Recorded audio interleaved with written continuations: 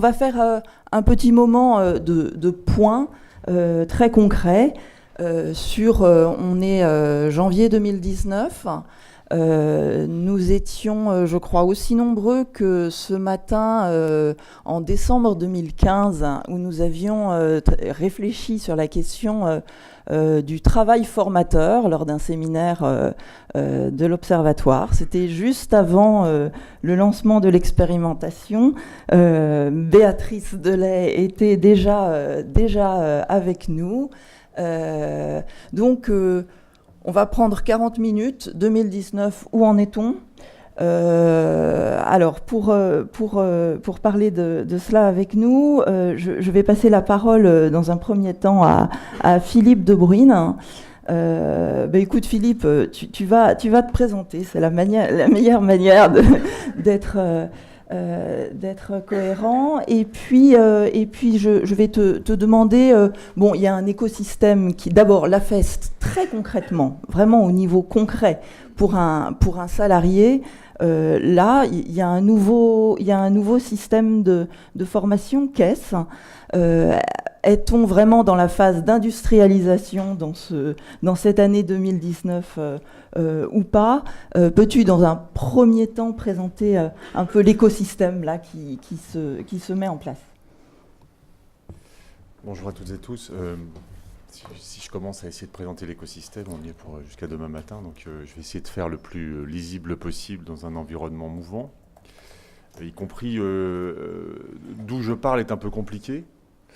Parce que donc je suis secrétaire confédéral CFDT. Si j'ai été impliqué dans l'expérimentation, c'était au titre de mes mandats au niveau du COPANEF que j'ai présidé jusqu'en décembre, jusqu'à ce que le COPANEF existe.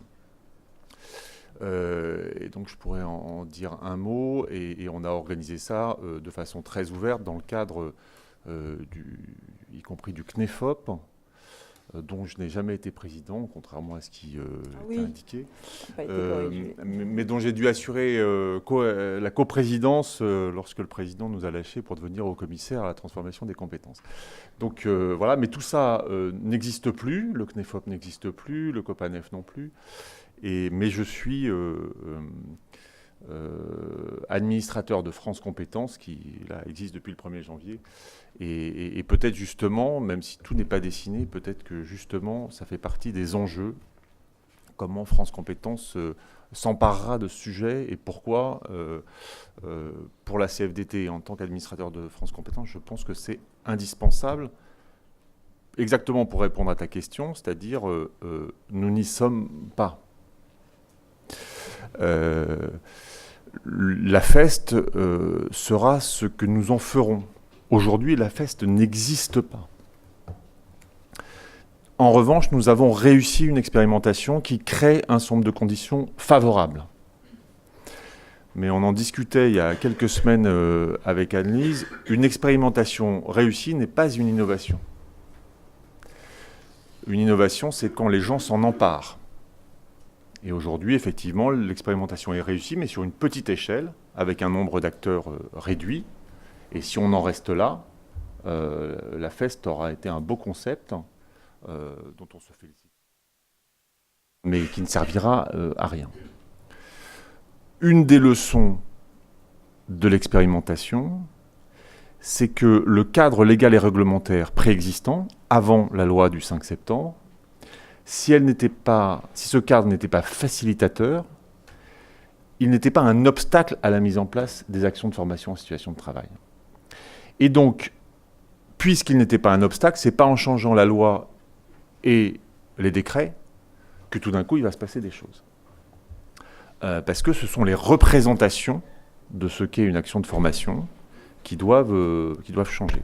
Je ne reviens pas sur ce qui a été dit, mais on a été biberonné au concept séparatiste de la formation, et que si on ne sortait pas, et de préférence dans une salle de classe, histoire de bien se retrouver dans un cadre qu'on maîtrise, on n'était pas en formation. Et donc, faire changer ce regard-là, ça ne se décrète pas, sans jeu de mots. Et donc, il faut voir comment on va passer. Alors, néanmoins, pourquoi je souhaite insister un peu sur la réussite de l'expérimentation, parce qu'elle a essayé de mettre tous les acteurs autour de la table, et y compris, je pense que le décret, enfin, la partie du décret qui redéfinit l'action de formation, notamment la partie qui définit précisément, qui précise les contours d'une action de formation en situation de travail, a été complètement co-construite avec la DGEFP, évidemment, dont c'est la responsabilité, mais avec les acteurs qui ont accompagné cette expérimentation, je dirais au mot près. Et la question, c'était de trouver un équilibre entre des repères structurants pour qui voudrait s'engager dans une action de formation en situation de travail, mais respecter ce que l'expérimentation nous a enseigné, c'est qu'il n'y a pas de modèle, et donc il fallait un cadre très plastique. Et je crois que l'intelligence collective a permis de rédiger ça dans les meilleures conditions du monde. Mais du coup, ce n'est pas en lisant le décret qu'on va dire « ça y est, j'ai la solution » et je vais... donc, État, partenaires sociaux, en mobilisant les OPCA hier, pour aller puiser dans des situations de travail concrètes des expérimentations, dans une grande diversité de situations professionnelles, donc un spectre assez large. Première chose, on imaginait qu'il y a des choses qui préexistent, mais on imaginait qu'on en avait une compréhension, notamment via les OPCA. On a bien vu qu'il fallait aussi accompagner les OPCA dans leur capacité A. C'est l'enjeu pour demain sur les opérateurs de compétences. Voilà, il y a un certain nombre de choses qu'on a pu découvrir comme ça, et puis progressivement, on a ouvert entre État et partenaires sociaux, parce qu'on était sur le travail, on a y compris ouvert au CNEFOP, donc le quadripartisme avec les régions, ce qui aussi ouvre des champs sur la professionnalisation des demandeurs d'emploi, en mobilisant en fait la situation de travail comme une ressource pédagogique pertinente. Et on voit bien que dans la question du retour à l'emploi, plutôt que d'être sur un plateau technique, mobiliser la situation de travail comme un plateau technique, c'est faire d'une pierre deux coups. Donc les régions se sont aussi emparées de cela, et dans les pactes régionaux d'investissement dans les compétences, on voit des volontés d'expérimenter les AFEST au profit des demandeurs d'emploi. Donc il y a des choses qui commencent à se créer. Donc voilà, les acteurs sont prêts. Maintenant, c'est comment on l'organise. Alors, on a chacun nos responsabilités. Les organisations syndicales ont leurs responsabilités. J'y reviendrai. Les organisations patronales également. À la croisée de ces deux responsabilités, il y a un enjeu considérable de dialogue social. Et puis après, les organismes de formation ont leurs responsabilités, c'est-à-dire qu'il y a des offres à proposer. Les opérateurs de compétences, il faudra aussi qu'ils s'en emparent. Pour les entreprises de moins de 50, évidemment, mais sans doute au-delà, ça doit faire partie, de mon point de vue, de leur offre de service plus généralement.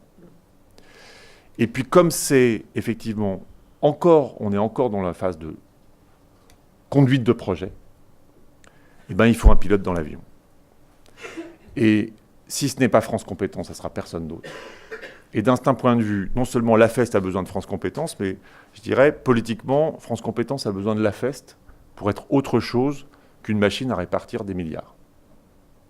Si on considère qu'on doit mettre toutes les énergies autour d'une même table pour conduire des projets d'envergure comme celui-là, et d'autres, eh bien, l'AFEST, comme tout est prêt, peut être un bon levier pour engager tous les acteurs. Mais pour revenir sur les responsabilités particulières des partenaires sociaux, il y a un risque dans les représentations que l'AFEST soit à première vue pour un délégué syndical, pour un élu du personnel. Mais est-ce que c'est vraiment de la formation? Est-ce que c'est pas de la production déguisée? Donc il y a un travail pédagogique à faire. Mais l'enjeu, c'est de faire bien plus que ça, c'est-à-dire pas simplement rendre socialement acceptables les AFEST, mais démontrer la valeur ajoutée dans certains cas et être capable de discriminer. Je ne reviens pas sur ce qu'Annelise a dit tout à l'heure, sur ce qui est... Et effectivement, il y a la question, enfin, ça a été très bien introduit, sur la question du collectif de travail, et donc de réembarquer la question du travail. On a été aussi beaucoup biberonné sur le lien emploi-formation. Et là, on remet le travail au cœur. Alors, à la CFDT, ça nous va relativement bien, puisque ça fait déjà plus de 3 ans avec la campagne Parlons Travail qu'on a réinvesti cette question-là. Et donc, mais ça touche évidemment les questions de management et d'organisation du travail. Et là encore, il y a des enjeux d'accompagnement autour des compétences des managers. Et là, avec entre rôle de formateur, rôle de manager, rôle de tuteur, on voit qu'il y a plusieurs figures différentes autour de fonctions qui peuvent être tout à fait partagées. Et ça, c'est un vrai débat à avoir. Dans l'expérimentation, il y avait un présupposé qui était que si c'était le manager qui accompagnait, ça se passerait plutôt moins bien parce qu'il y avait un rapport de subordination directe. Et finalement, selon les cas, ce n'est pas forcément avéré. Donc, on a progressé dans notre réflexion là-dessus. Donc, il faut poursuivre. Mais là encore, si on en reste à l'individu et à l'individuel, on ne s'en sort pas. Si on forme le mieux possible un manager pour qu'il soit un développeur de compétences de ses salariés en général et un accompagnateur des AFEST en particulier, et qu'on ne change pas l'organisation du travail et le mode managérial global de l'entreprise, on va fracasser des managers de proximité qui vont accompagner tout en ayant du reporting tous les quarts d'heure et une vision du management qui est très directive. Et là encore, ça joue sur la capacité à développer les AFES, mais ça joue plus généralement sur le rapport au travail et ce que le CEREC, dans le cadre de l'enquête défi, appelle les dynamiques de travail.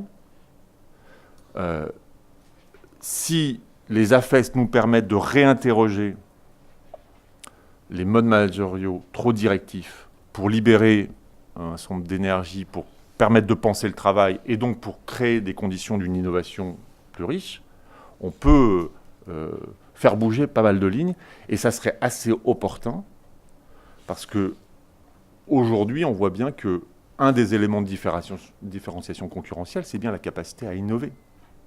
Et on n'innovera que si on dessert les taux d'un management trop directif. Et la FES peut être un bon effet levier pour réinterroger ça. Donc on voit bien qu'il faut se mobiliser pour que la FES se développe, et en même temps le développement de la FES est un très bon prétexte, d'un certain point de vue, à réinterroger des choses qui s'étaient sous-jacentes déjà autour de l'organisation du travail, et donc de la place du manager pour qu'il ait les conditions réunies pour bien faire son travail de manager avec l'éthique notamment qu'on défend dans cette assemblée. Merci Philippe. À t'entendre, il n'y a que des espoirs. J'avais des espoirs et peu de déconvenus encore dans cette peu de limites en tout cas qui peuvent être, tu ne les as pas présentées, qui peuvent être envisagées. On en parlera tout à l'heure très rapidement avec la salle. Béatrice Delay, vous êtes arrivée très, très récemment, je crois.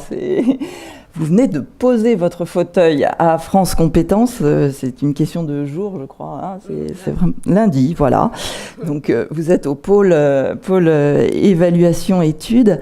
Mais surtout, on vous connaît bien à l'Observatoire parce que vous êtes vraiment co-conceptrice de cette expérimentation AFEST. Alors, à la DGEFP tout d'abord et au CNEFOP ensuite. Alors, j'ai envie de vous connaissez particulièrement bien les retours de l'expérimentation telle qu'elle s'est déployée. Vous êtes allé vraiment dans une granularité très fine. Donc, j'ai envie de vous demander, cette AFEST très bien, vous avez des points d'attention à nous faire porter à connaissance ou voilà. Merci, bonjour à tous. Effectivement, peut-être pour rebondir un peu sur la façon de me présenter, d'où je parle, quelques précautions oratoires dans ce moment un peu de recomposition du paysage.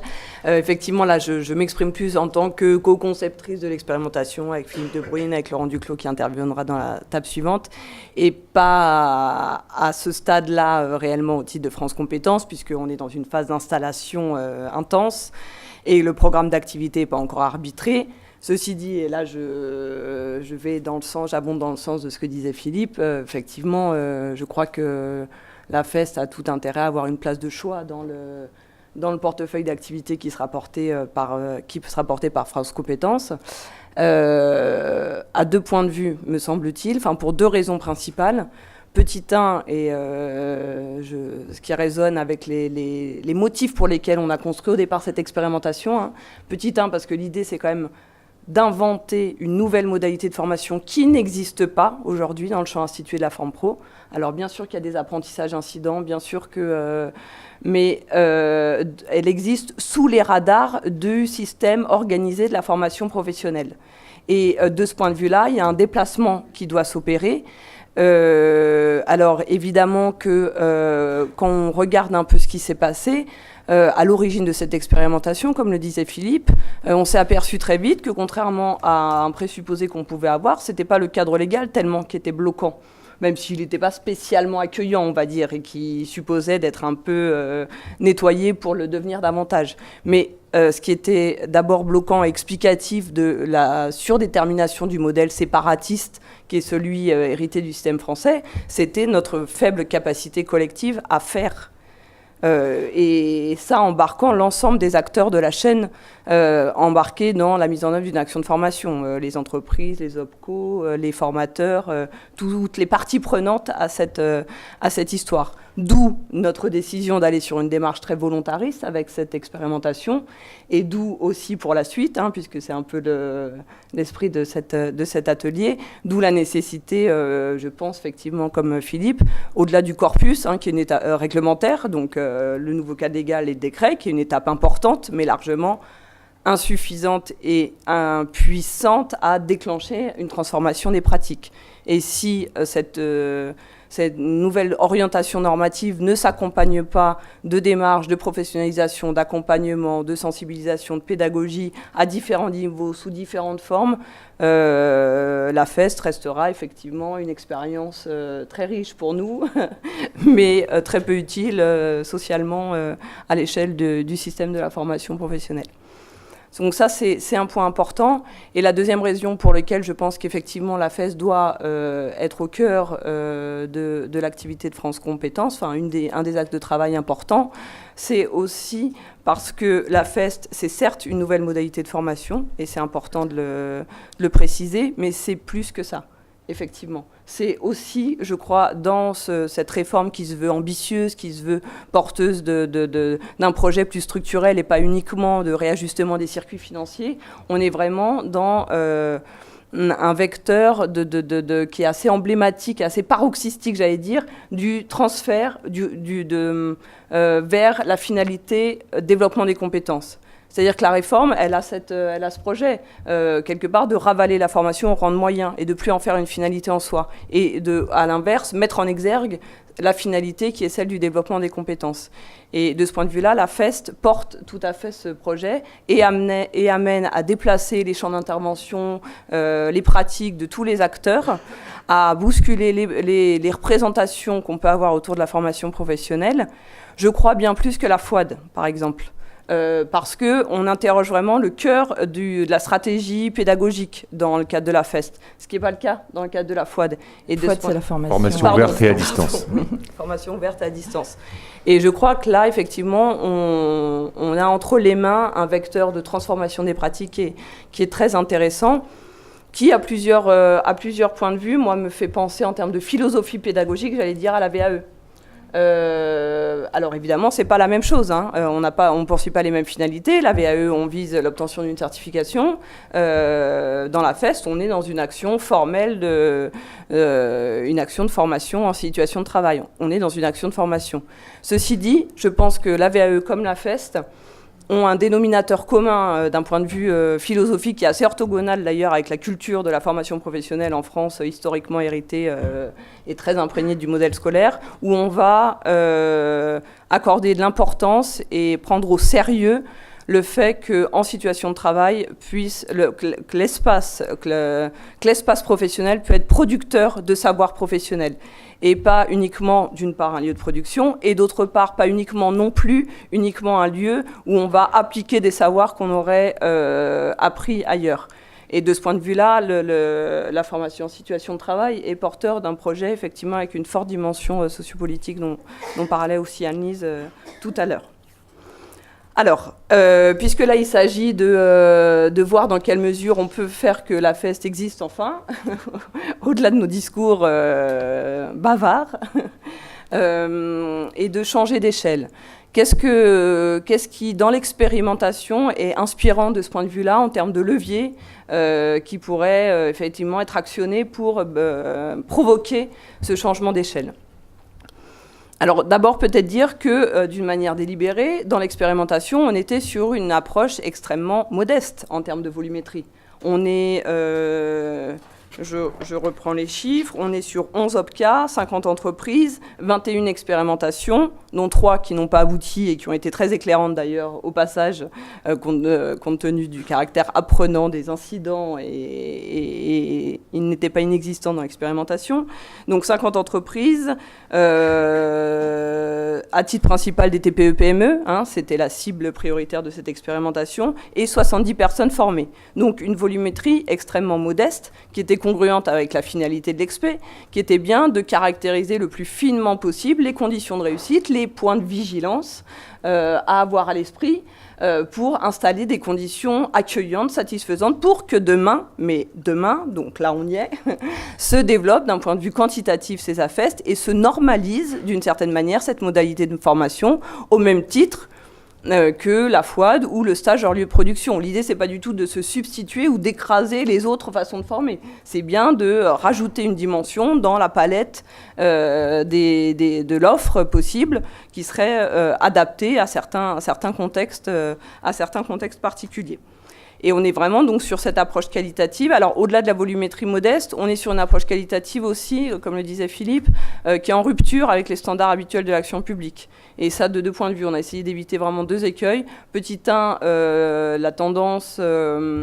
la tentation, j'allais dire, assez prégnante d'imposer un modèle vers le haut qui est déconnecté du terrain. On a vraiment été d'emblée dans un souci très participatif d'associer à cet exercice de co-construction de ce qu'est la FEST les OPCO, les formateurs, un certain nombre d'acteurs, de sorte à précisément être d'emblée sur cette connexion avec le terrain.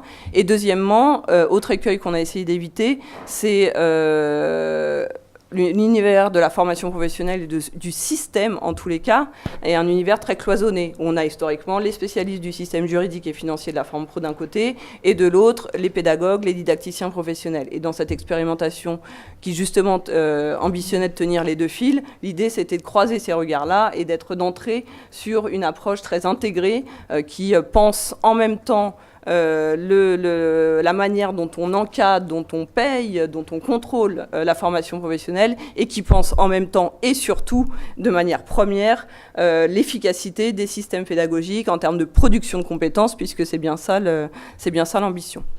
Alors moi j'identifierais pour changer d'échelle 4 leviers qui me semblent intéressants à creuser.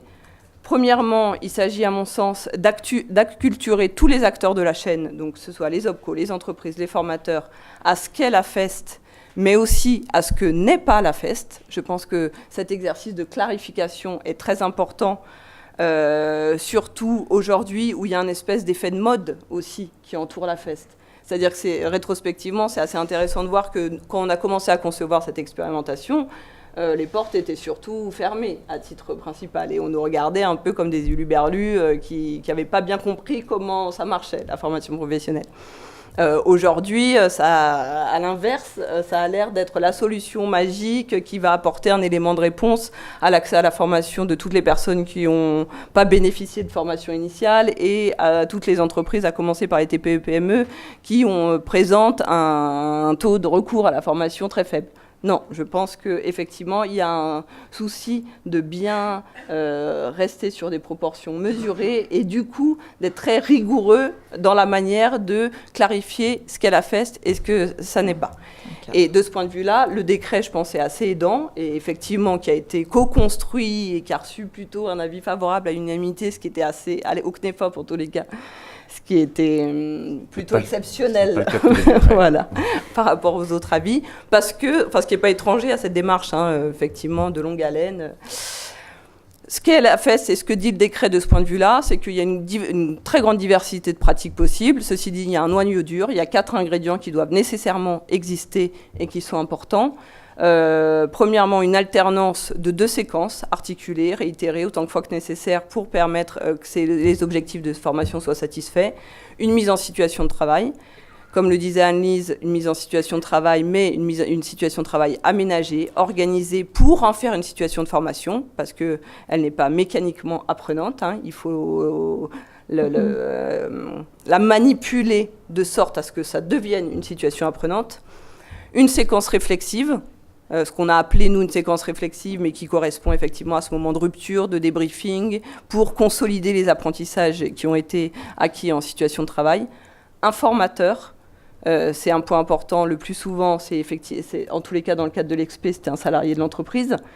C'est important de le préciser parce que ce n'est pas un exercice qui peut être auto-administré. On n'est pas dans de l'auto-formation. Ça aussi, c'est une des frontières avec lesquelles il faut faire attention. On est bien dans une action de formation qui mobilise le recours à un formateur. Et puis, évidemment, un dispositif d'évaluation des acquis au long du chemin et puis au terme de l'opération. Voilà, donc... Qu'est-ce que c'est pas? C'est pas donc effectivement des apprentissages informels, c'est pas de la VAE, même si elle peut être certifiante. La FEST dans l'expérimentation a pu donner lieu par exemple à l'obtention de blocs de Cléa, a pu donner lieu à l'obtention d'un CQP femme de chambre pour certains salariés, uniquement formés via le biais d'une AFES. Donc on était là pour le coup dans une formation certifiante, mais c'est pas de la VAE. On n'est pas non plus dans un contrat institutionnaliste d'alternance. Même si évidemment on emprunte des attributs à ces différents dispositifs, on ne part pas de rien quand on conçoit la FEST. On s'inspire et on capitalise sur tout ce qui a été accumulé jusqu'à aujourd'hui. Mais on n'est pas dans un contrat d'apprentissage ou de professionnalisation. Même si dans l'expé, on a pu avoir des AFEST, par exemple, on a des auxiliaires dentaires qui préparaient leur diplôme d'auxiliaire dentaire via un contrat de professionnalisation.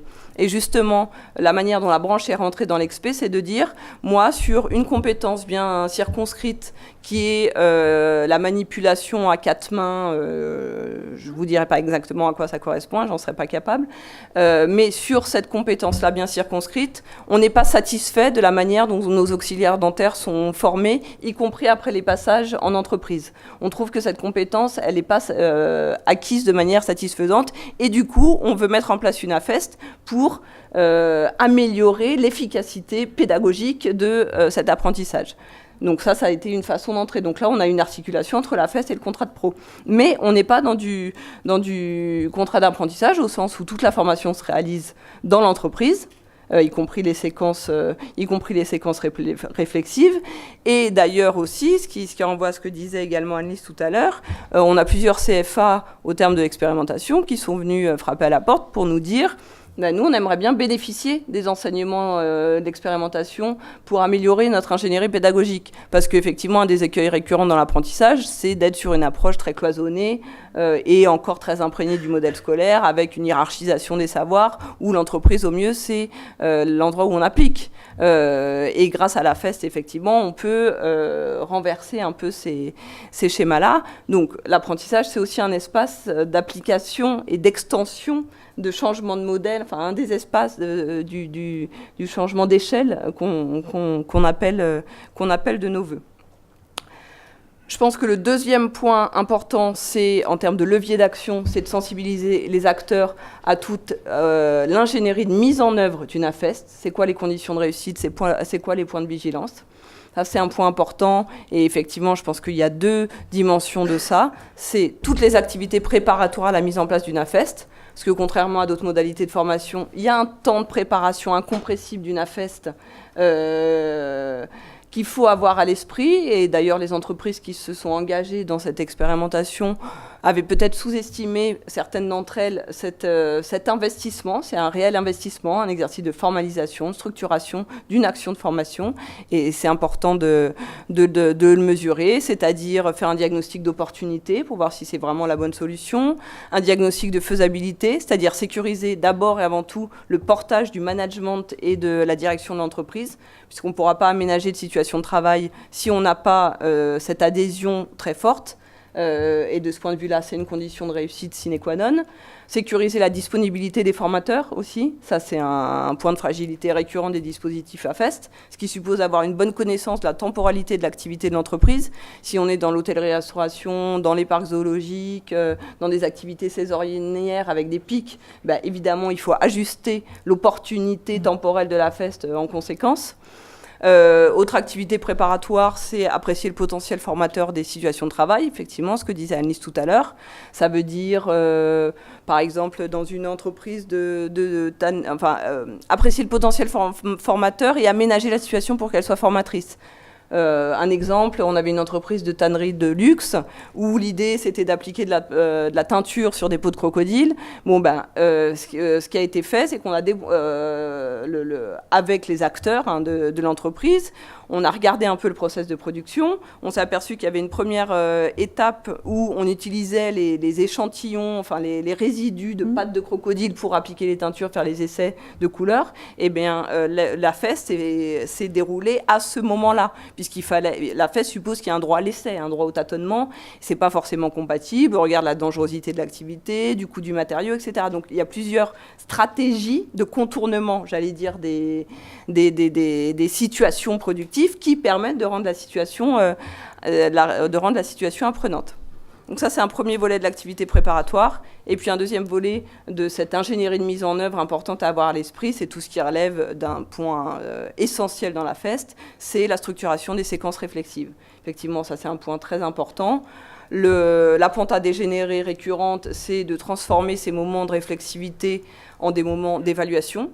Et là, effectivement, quand il y a cette double casquette du manager-formateur, le risque est d'autant plus aigu. Donc, ça suppose des stratégies pour garantir qu'on reste dans une perspective de formation, et qu'on ne bascule pas dans un moment de transmission des consignes ou d'évaluation de la performance, qui peut être assez tentant. Et puis, ce moment réflexif, autre condition de réussite importante aussi à avoir à l'esprit, on apprend, on décortique un geste professionnel, on apprend une technique, on revient sur ce qui a été fait, effectivement, mais on ne se limite pas à ça. C'est-à-dire qu'effectivement, on déplie, comme le disait Annelise, tous les raisonnements sous-jacents à l'action pour précisément donner du sens à ce qui a été fait, aux arbitrages professionnels qui ont été opérés, et c'est la seule condition pour que cette compétence soit transférable, c'est-à-dire qu'on puisse ensuite la convoquer dans des situations de travail qui sont distinctes par plusieurs paramètres de celles dans laquelle on a apprise.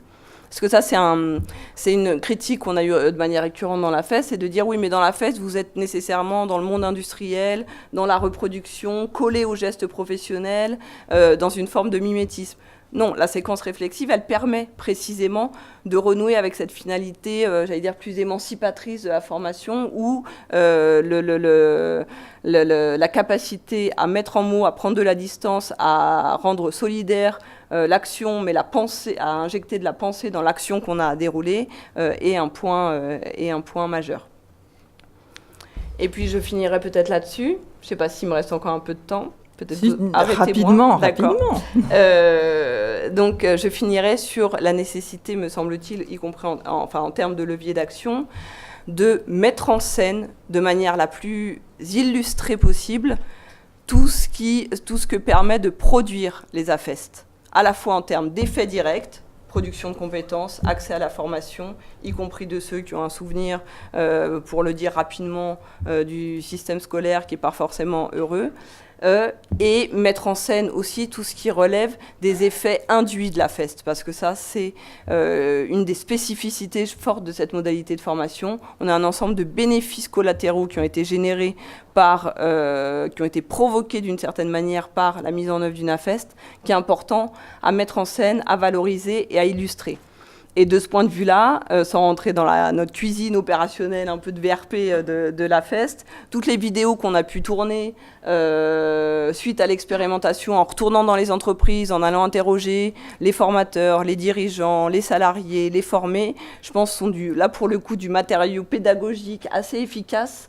En tous les cas, c'est l'expérience que j'en ai dans différents espaces où j'ai été amenée à échanger sur cette question, sont vraiment très parlants. Et ils sont disponibles pour en faire la pub sur l'ex du FSPP et demain sur France Compétences.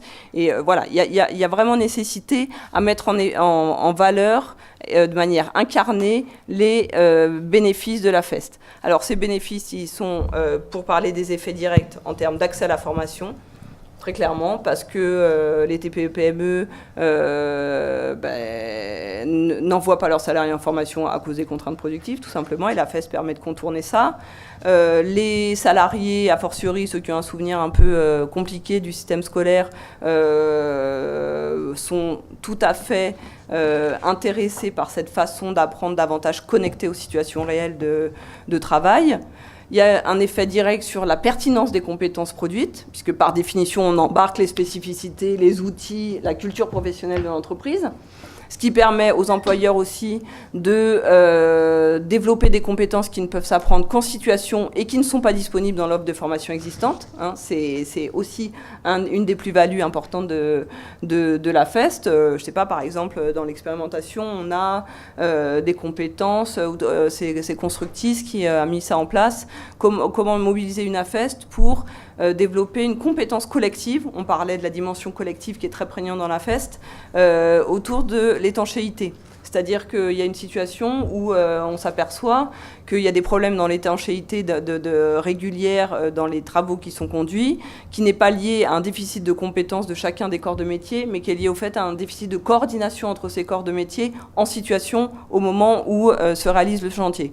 Et de ce point de vue-là, la FEST a permis précisément, enfin c'était la seule voie possible, j'allais dire, praticable pour aller développer cette compétence-là.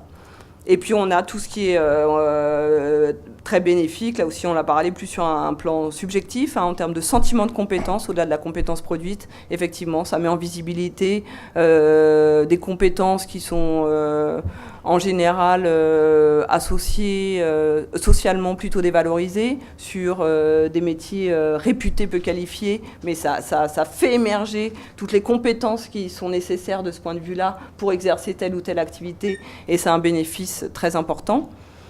Et puis, c'est les effets indirects dont je parlais tout à l'heure, qu'on n'avait pas nécessairement anticipés, mais qui sont éminemment importantes à mettre en place, sur la reconnaissance des formateurs eux-mêmes, qui développent des compétences, qui interrogent leurs propres pratiques et qui investissent une dimension pédagogique intéressante, sur l'organisation du travail, parce qu'on décortique l'activité et du coup on identifie les dysfonctionnements et du coup on réajuste l'organisation en conséquence. Parce que effectivement on est amené à discuter du travail au travail, ce qui est assez inédit dans la façon en général de vivre son travail, de déclencher des disputes, des discussions professionnelles autour des critères du travail bien fait. On a par exemple des agents de propreté, on est dans une entreprise du nettoyage où on s'aperçoit à la faveur des séquences de réflexivité que le cahier des charges et les prescriptions qui leur sont adressées sont pas du tout réalistes et compatibles avec quand ils vont dans les bureaux et les demandes informelles qu'ils reçoivent des donneurs d'ordre du client. Et ces espaces de réflexivité, c'est l'occasion finalement de revenir au travail réel et de réduire l'écart entre ce qui est prescrit et ce qui est réel et du coup de s'appuyer sur une analyse de l'activité nettement plus fertile dans la manière de penser l'ingénierie pédagogique. Voilà, et puis dernier élément sur les effets induits, effectivement, c'est tout ce qui a trait à la professionnalisation de la fonction d'employeur. Ça, c'est un point important dans les AFEST, où on était dans les TPE-PME, donc avec une culture de l'oral très importante. Il y a eu un coût d'entrée important pour nombre d'entre elles, parce que l'AFEST suppose un minimum de formalisation, mais avec des effets leviers en termes de RH très intéressants, parce que la FES, bien souvent, c'est le moment de réfléchir à l'activité, de décortiquer les compétences, et donc c'est le moment de revisiter des référentiels de métiers, de postes, de certifications, de diplômes, de s'outiller d'un point de vue RH. Et la plupart des employeurs qu'on est retournés voir après l'expérimentation nous disaient on avait sous-estimé ce coût d'entrée dans cet effort de formalisation, mais on ne reviendrait pas en arrière pour rien au monde. Ça a été très vertueux sur nombre d'aspects. Voilà, et je conclurai sur les changements que ça induit, sur les représentations plus largement autour de la formation. Je pense que ça, c'est quand même le point de départ et un des points d'arrivée qu'on a en cible, parce que derrière, il y a l'horizon de l'entreprise apprenante, il y a l'horizon évidemment de réinvestir l'entreprise comme un lieu où on apprend aussi, et on ne se contente pas de produire, et qui draine avec lui bien plus que la FES, qui est une première étape intermédiaire, j'allais dire, pas trop effrayante pour personne, et opérationnalisable directement. Et ça, c'est un point important. Et ça permet effectivement de changer un peu, de bousculer un peu les lignes sur ce qu'on entend par formation et d'aller du côté de la compétence et de sa production. Merci beaucoup. Merci Béatrice Delay. Attendez, juste pour conclure, j'aime bien les questions très resserrées. Béatrice Delay, Philippe Debruyne, vous avez en face de vous des managers, vous avez en face de vous des personnes qui sont RH. Eh bien, je voudrais vous demander, tous les deux, si vous aviez 4 mots, 5 mots, une phrase complète avec un complément, allez, pour les convaincre tout de suite de l'intérêt de se lancer dans une AFEST. On a parlé beaucoup d'innovation, on a parlé beaucoup de collectifs.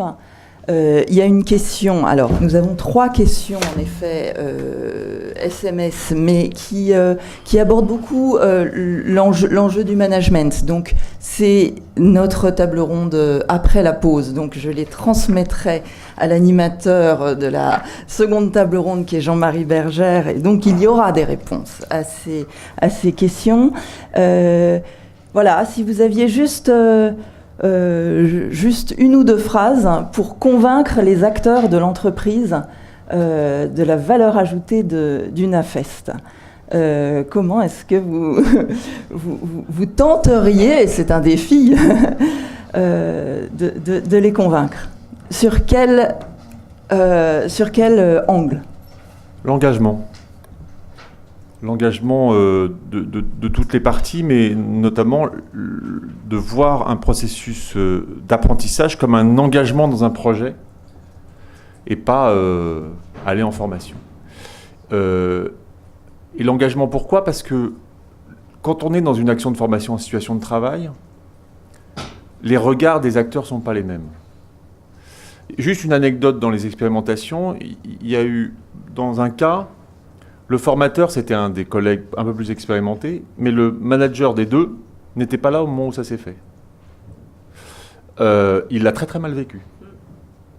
Parce que tout d'un coup, il s'est dit, mais on est en train de me remplacer, on peut bosser sans moi, etc. Donc on voit bien que tout ça, ça joue, et du coup, on n'est pas simplement dans un truc de formation, on est vraiment sur le travail, sur comment on travaille ensemble. Et voilà, donc là-dessus, c'est comment on participe ensemble, comment on favorise la capacité de la personne à s'engager, et donc comment on la reconnaît, non pas comme quelqu'un qui doit apprendre, mais comme un père, un collègue, un professionnel en cours de professionnalisation. Et c'est une reconnaissance réciproque.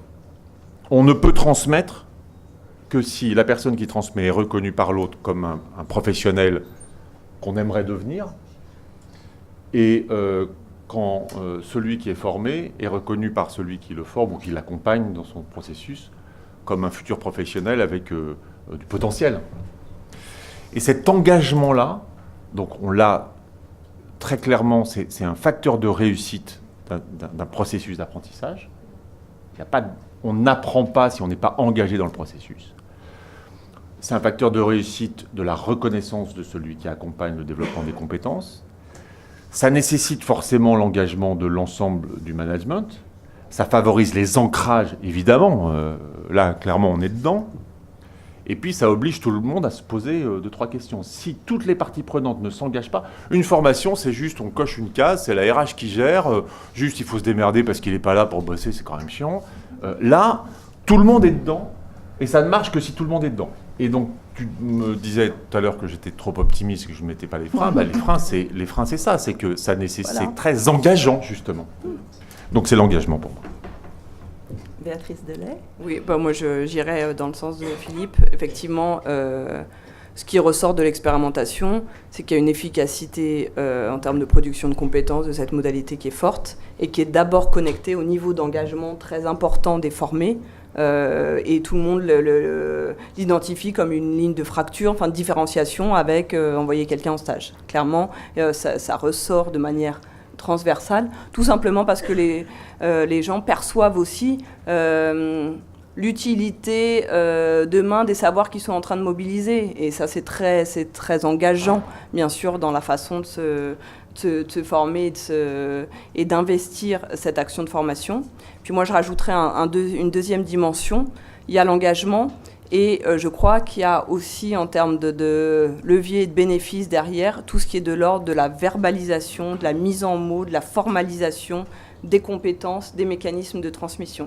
Ça, je crois que c'est un point très important qui déborde largement d'ailleurs le cadre de la FEST, qui est bénéfique à la fois pour les salariés. On a vu par exemple des salariés dans des structures IAE, d'insertion par l'activité économique, qui ressortent transformés de la FEST. Vraiment, je pense que les vidéos, notamment, sont assez révélatrices de ça, parce que tout simplement, c'est pas la même chose de nommer son activité en termes de « je remplis des frigos, j'encaisse des caissons » et de qualifier son activité en parlant de sécuriser une situation de travail, de gérer des flux, d'injecter du sens dans l'activité qu'on y fait et de réinscrire ça dans l'activité de l'entreprise. Et de ce point de vue-là, le gain en termes d'estime, de fierté professionnelle est considérable. Et je crois que là, pour le coup, on touche vraiment à la visée émancipatrice de la formation. On renoue d'une certaine manière avec ce qui était le point de départ. Et juste, je conclurai là-dessus, pour les politiques publiques, je pense qu'un des intérêts, c'est que ça renverse les façons de penser habituelles, y compris dans la manière de penser tout ce qui est de l'ordre de la traçabilité de l'administration de la preuve. C'est-à-dire, ce qui est premier, c'est le processus pédagogique. Et je pense que via la FES, on met vraiment ça en avant. Et le processus administratif, il est subordonné au processus pédagogique. Bien souvent, dans les schémas antérieurs, ceux qui sont à la manœuvre en formation, ils perçoivent les pièces qu'on leur demande comme une activité administrative parasitaire, superflue à fournir en plus pour satisfaire les instances de contrôle publiques et paritaires. Dans la FEST, on part du principe que le processus pédagogique oblige à produire justement des outils de formalisation, de traçabilité au service du développement de compétences, et c'est autant de documents, d'éléments qu'on peut convoquer demain pour administrer la preuve qu'il y a eu action de formation, qu'elle est de qualité, etc. C'est pas une activité surnuméraire. Voilà, je m'arrêterai là. Merci. Merci Béatrice Delay, merci Philippe De Bruyne. Béatrice, vous avez dit... la FEST, c'est aussi manipuler le travail pour qu'il devienne une situation apprenante. Je retiens quand même la dimension vraiment... et en vous entendant, il y a un artisanat dans la manière de présenter aussi la FEST. Elle va s'adapter au fil de son contexte dans les entreprises. Vous avez parlé aussi d'innovation et je pensais à Yves Clos qui, quand tout ce qu'il dit sur par la manière dont on parle du travail, disait ce que l'on partage déjà est souvent bien moins intéressant que ce que l'on ne partage pas encore. Ce sera valable très certainement pour les salariés qui vont être dans un dispositif à FEST, mais en vous entendant tous les deux, je trouve que la manière dont vous construisez cette nouvelle, ce nouveau modèle résonne beaucoup avec ce que dit Yves Clos. Ce que l'on ne partage déjà est moins intéressant que ce que l'on ne partage pas encore. C'est plein d'enthousiasme. Il faudra certainement un fil à plomb pour réussir à organiser cette AFEST.